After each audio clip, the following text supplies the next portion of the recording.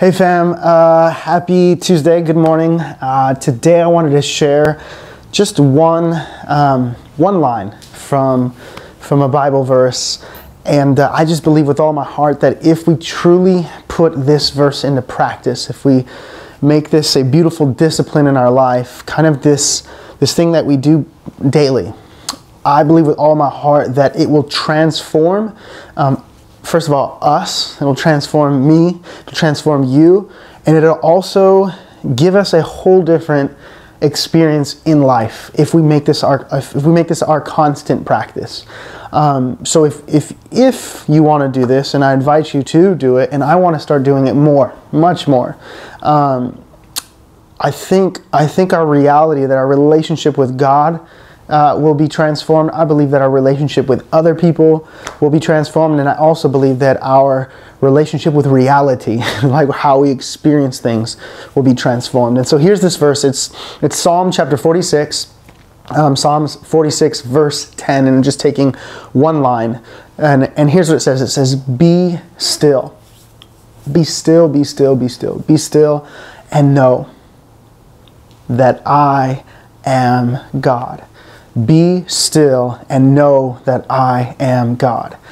And if I were to take kind of reverse this or invert that verse, it's almost like the author is saying, hey, be still and know that I am God.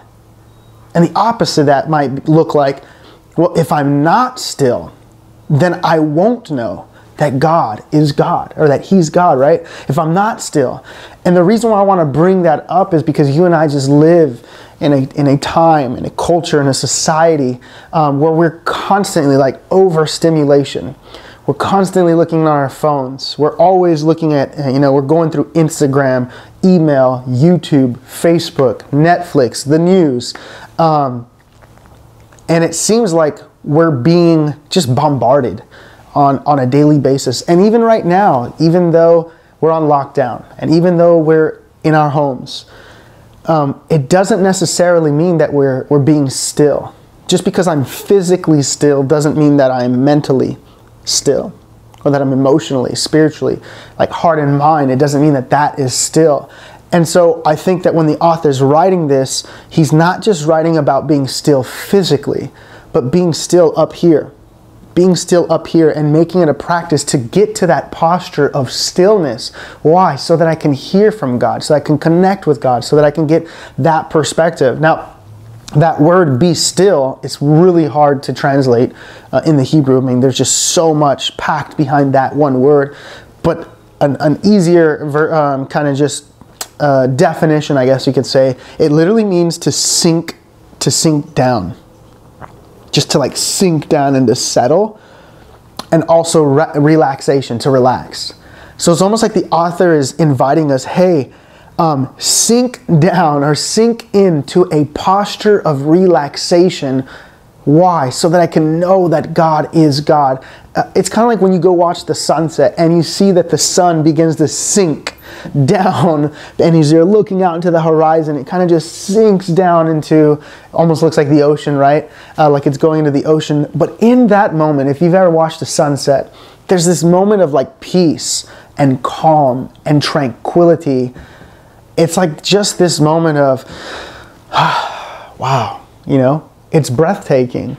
And just that moment of the sun sinking down, it speaks volumes, right, to our heart and to our soul.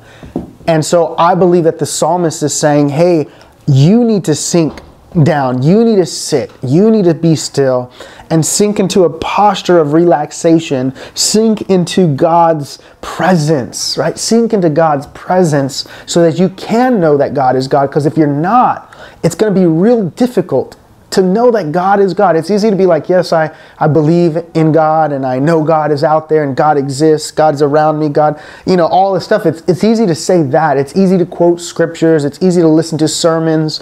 It's easy to do that stuff. But until you and I get quiet, until we get still, until we sink down into God's presence, then we're really not going to know it for ourselves. And that's where the power comes from. That's where the transformation comes. That's where I'm able to love the people that I find hard to love, right? That's where I get patience. That's where I get perspective. That's where I see I have confidence in God, who gives me hope for a future.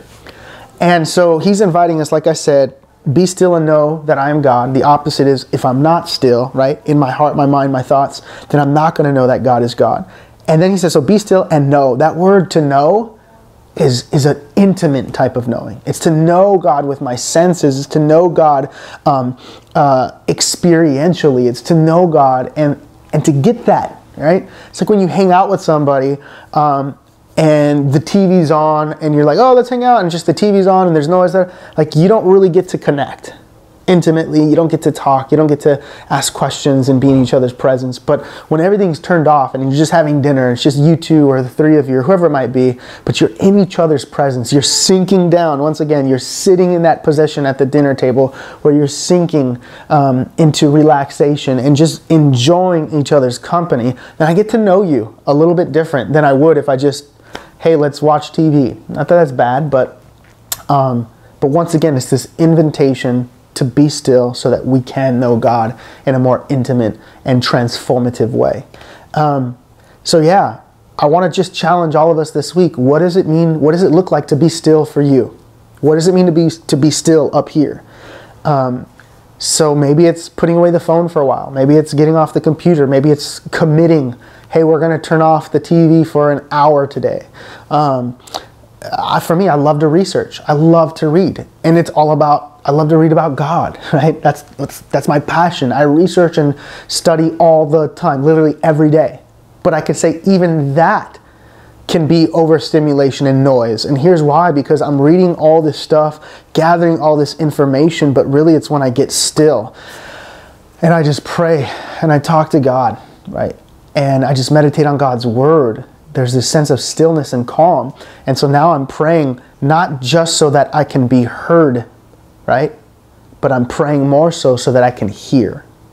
A lot of us pray and we just talk to God and then we're done and then we check out. But what if we prayed not just to talk, but what if we prayed saying, I'm going to talk, but now I'm just going to be still. And now, God, I'm going to wait for you. I'm going to wait for you, for your spirit to speak to my spirit. I'm going to wait.